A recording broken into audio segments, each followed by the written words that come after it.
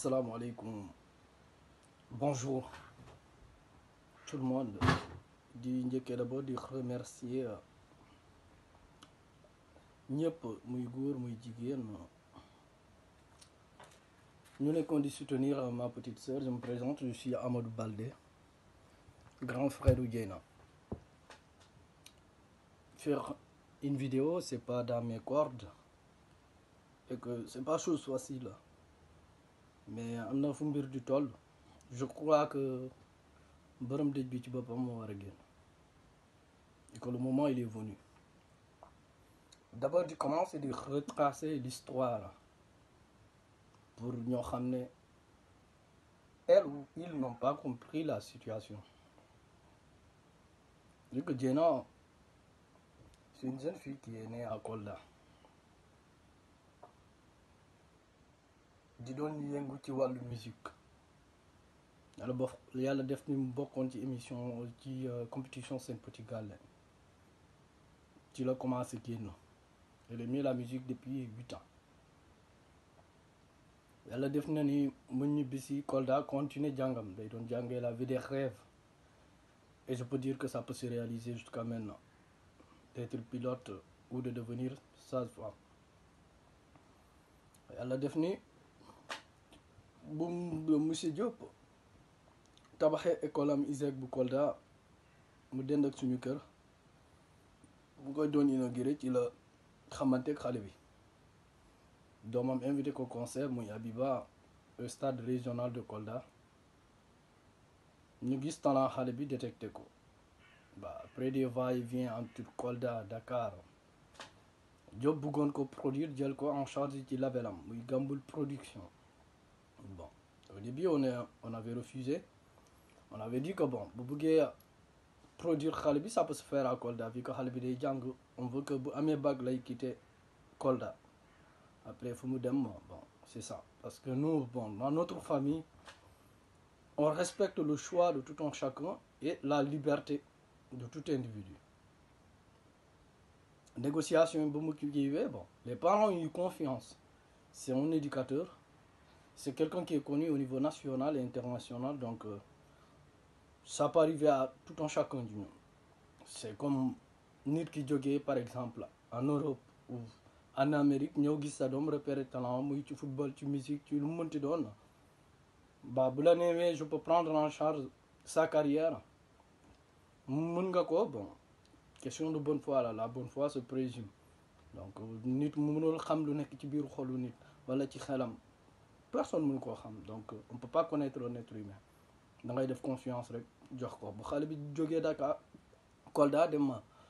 Dakar nekk ci sœuram. Il y avait des problèmes de distance. Les voies de communication au Sénégal c'est très difficile entre relier l'école ak studio bu muy répété ñibbi këram tout le temps day doon guddee te guddi wóoru. Ci la monsieur le sieur Diop est venu naan ko je veux que tu déménages et que ma boole la ci benn kër boo xam ne ay kilifa ñoo fa nekk ak njabootam. Donc tu vas vivre ci néeg bu nekk ci kaw ñoom ñu nekk ci suuf. Bu mu présenter famille bi c'est sous le nee na moom mooy tuteuru xale bi et tout. Le contrat aussi le permettait. ci la dem ci lu xew ci la xewee. Man je condamnerai pas la petite. Même si c'est ma sœur, je peux pas être juge, bourreau et juré. C'est impossible.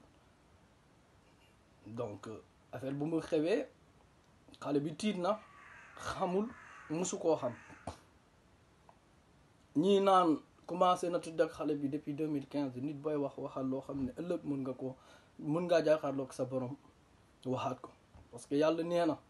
lu ngeen ma def mën naa leen ko jéggal waaye lu ngeen def seen morom moom rek moo leen ko mën a jéggal te lépp looy wax nga yaakaar ni boo ko waxee ci benn réseau social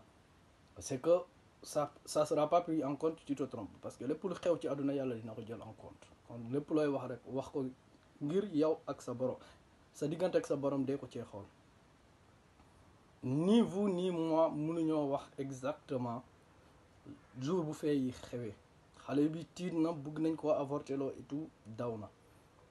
Avertir na waajuram ñun buñ ko yéegee on a appelé le concerné il a avoué ni moom la mu delluwaat quelques semaines ne du moom parce qu'il est impuissant ñu ne ko ok comme tu rejettes et kii xale bu jigéen la moo ngi ci yoon nous on accepte jël en charge say dégâts et on va continuer. Et après mûre réflexion, bon, le gars, il était toujours là. Bruit dit continuer. Maneko, attends, tu peux pas faire ces genres de dégâts et tu assumes pas et tu nous fatigues. Tu l'as wax Jidam, non, il est impuissant. Donc, il voulait salir la réputation de la petite fille. Tu l'as khalayi, Djema monte coupe pour venir. Il est puissant. Il peut faire un enfant. Donc, c'était une vidéo pour vous montrer. Parce que au début, il n'y avait pas de preuve de ce que nous le monter devant une société telle que la société sénégalaise. Il y aura toujours un étude qui a preuve de certes que Diop a formé beaucoup. Et beaucoup sont prêts aujourd'hui à lui défendre jusqu'à une personne dignité, c'est un honneur.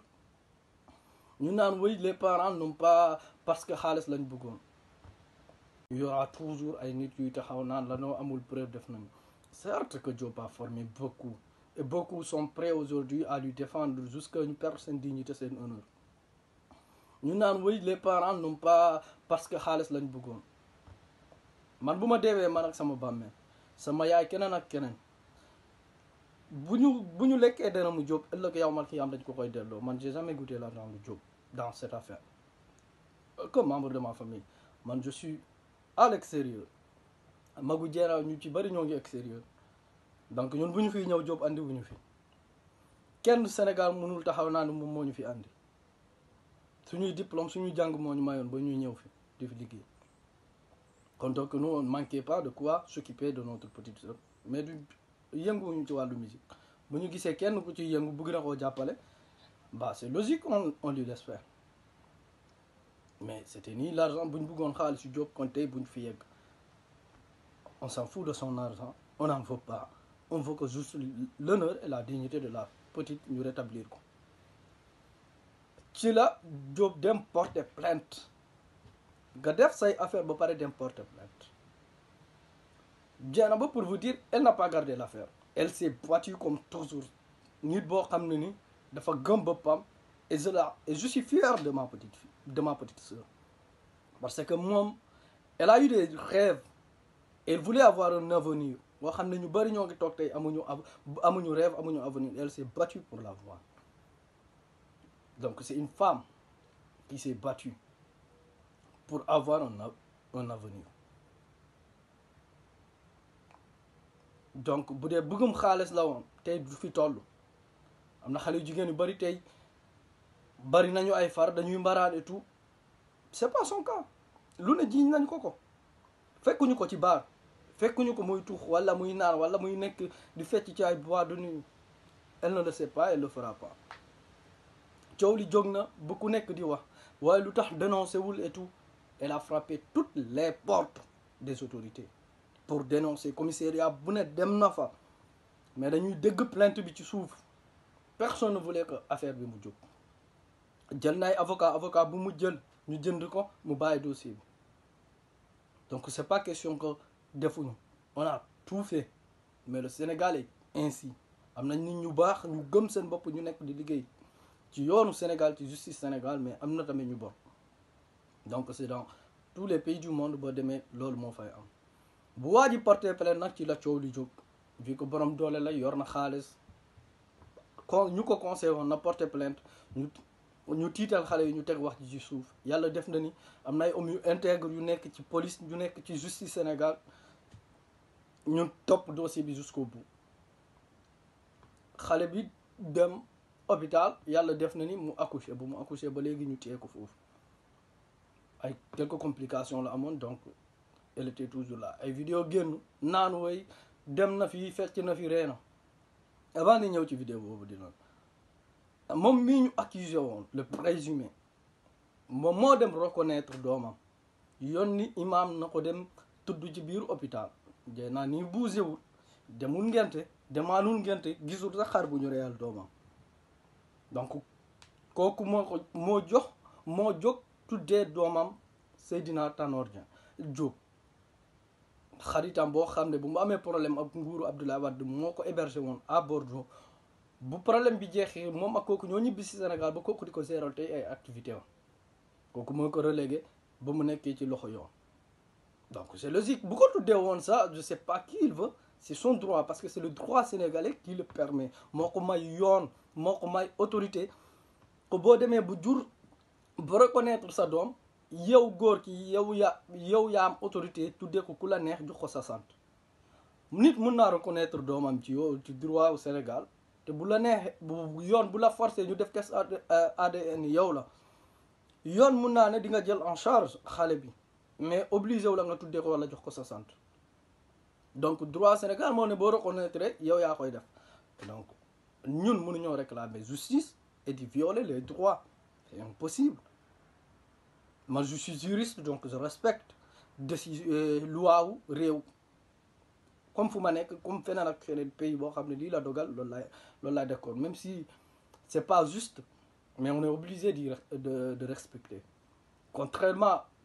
ci droit européen yaay ji mooy choisir non bu mu prénom bu mu bëgg mu jox ko doomam et si yaay bi bu ko neexee mun naa raay le nom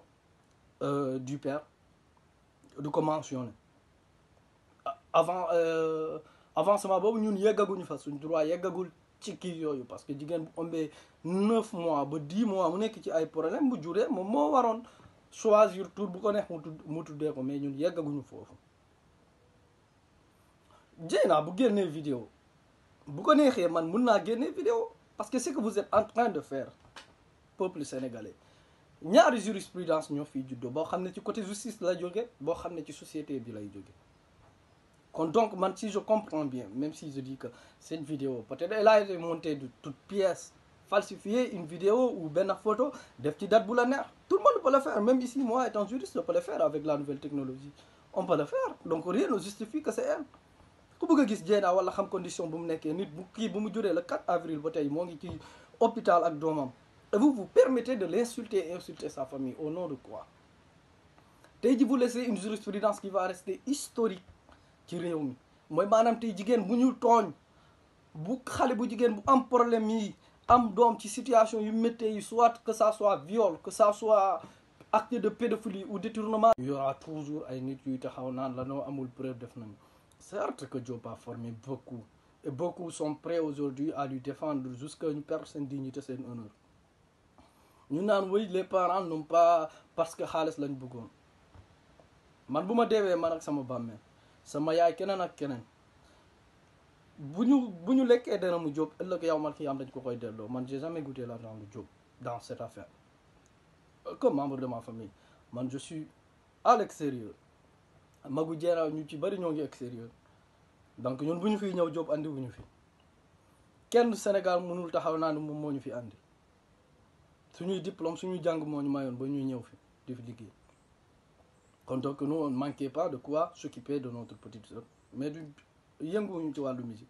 bu ñu gisee kenn ku ci yëngu bëgg na koo jàppale bah c'est logique on lui laisse faire mais c'était ni l'argent bu ñu bëggoon xaalis si Diop kon tey bu ñu fi yegg on s'en fout de son argent on n'en veut pas on veut que juste l'honneur et la dignité de la petite ñu rétablir ko ci la Diop dem porter plainte nga def say affaire ba pare dem porter plainte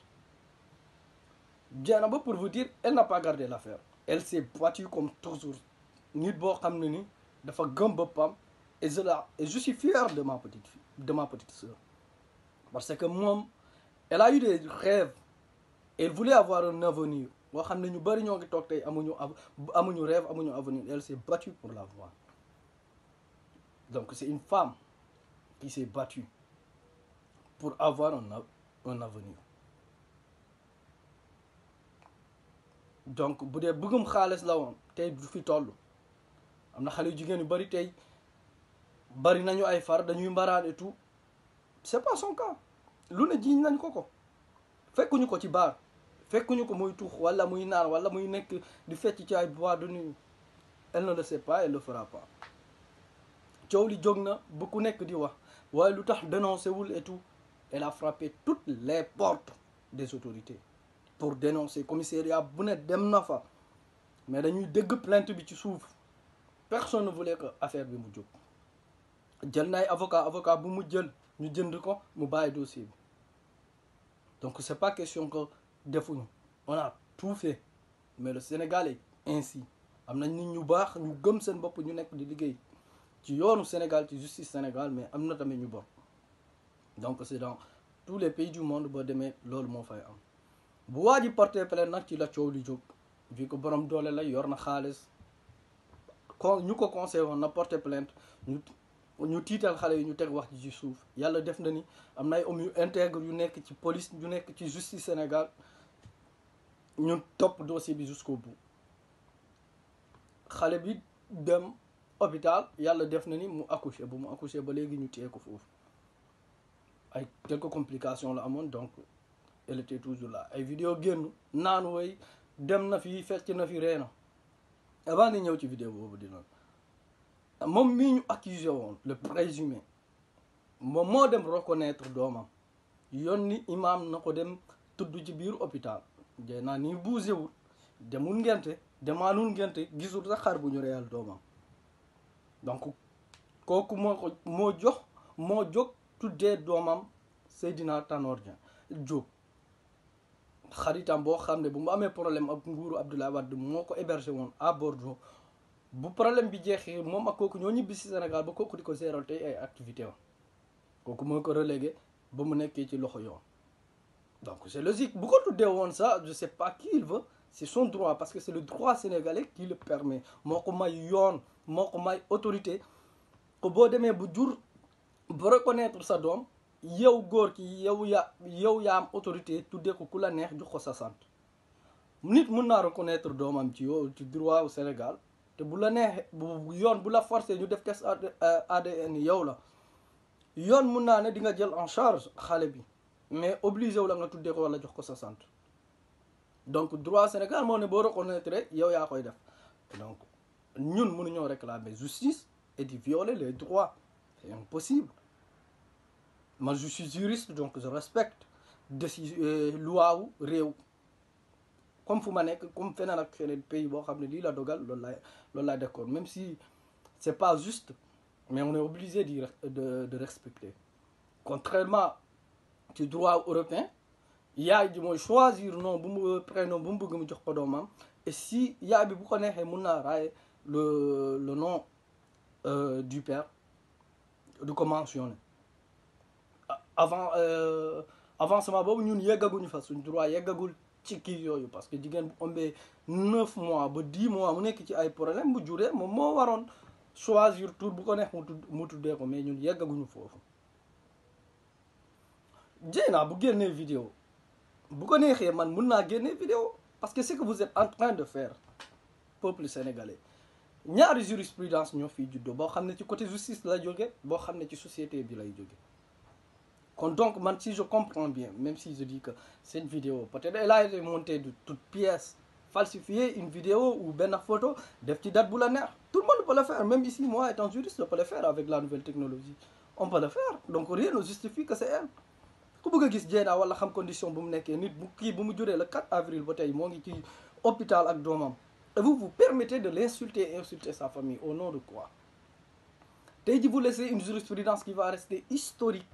ci réew mi mooy maanaam tey jigéen bu ñu tooñ bu xale bu jigéen bu am problème yi am doom ci situation yu méttee yi soit que ça soit viol que ça soit acte de pédophilie ou détournement et elle va réussir parce qu'on l'abandonnera jamais pour rien au monde sama sang ça restera mon sang pour rien au monde dinaa ko abandonner wala naan waaye c'est parce que def nii boo xoolee xale bu jigéen bii tey nekk tout bas dans les situations c'est parce que sa famille l'a abandonné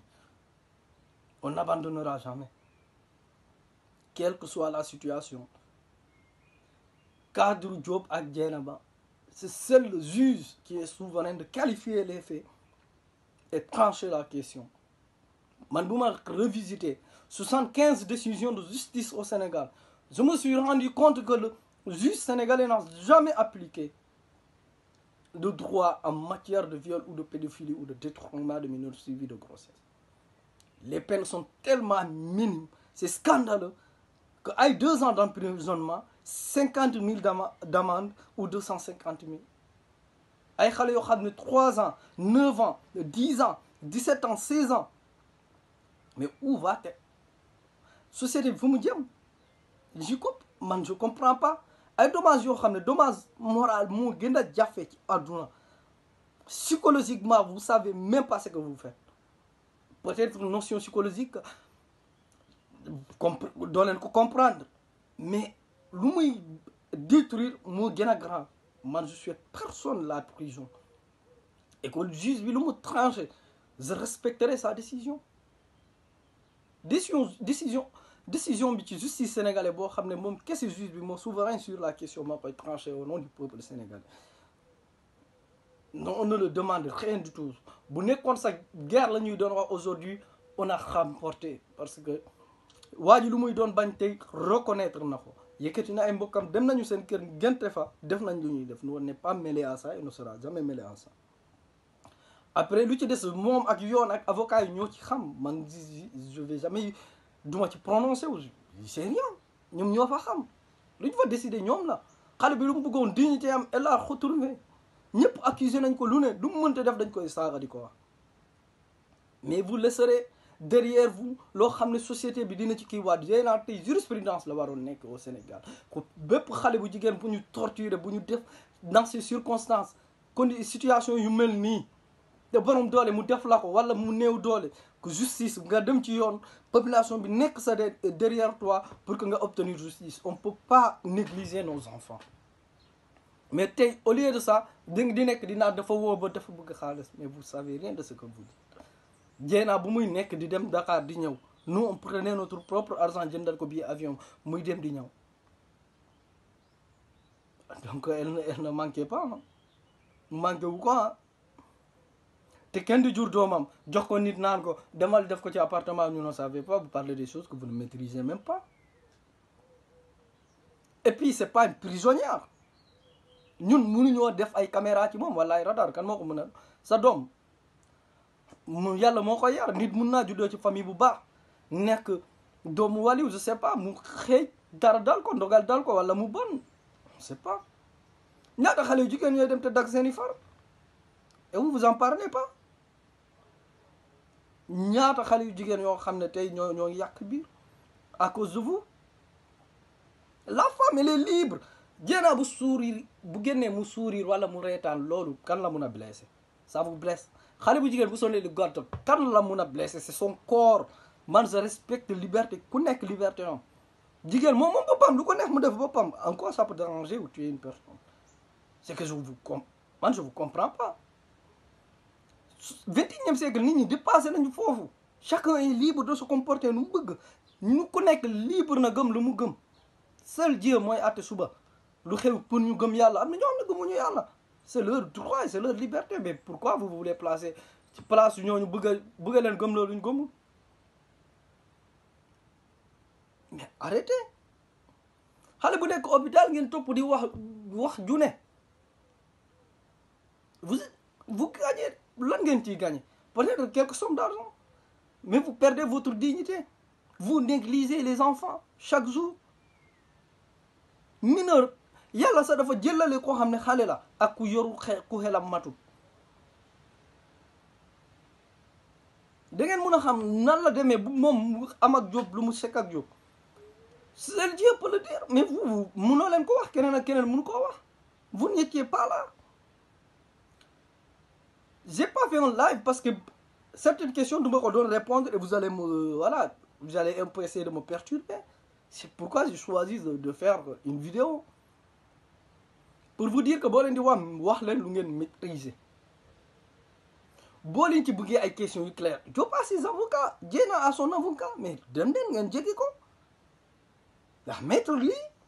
c'est vrai que loolu lii boo leen bëggee ci ay questions dem leen. Pourquoi les journalistes vous aimez écrire des choses yoo xam ne vous savez même pas vous avez même pas de source sûre ça va vous servir à quoi. Dieyna nag elle ne sera pas la victime du peuple c'est impossible parce que moi je ne laisserai pas y faire bu génnee ci situation bi elle va continuer sa carrière, que ça soit au niveau international s'il y a possibilité, mais elle va continuer sa vie, elle va sourire. Beaucoup de gens tey am nañu ko. La situation elle est partout dans le monde, que ça soit en France, aux États-Unis, au Sénégal. Sénégal mooy problème bi, jigéen amatul droit dem wax lii moo ko daal, dañ koy naan tëjul. On maltraite les femmes. yow boo seeyee yow yaa war a togg, yow yaa war a bale, yow yaa def lii. Au nom de quoi? lu tax jigéen ak góor dañu nekk pour complet pour qu'ils s'entraident. Donc amul benn l'islam wala benn religion, que ça soit catholique ou beneen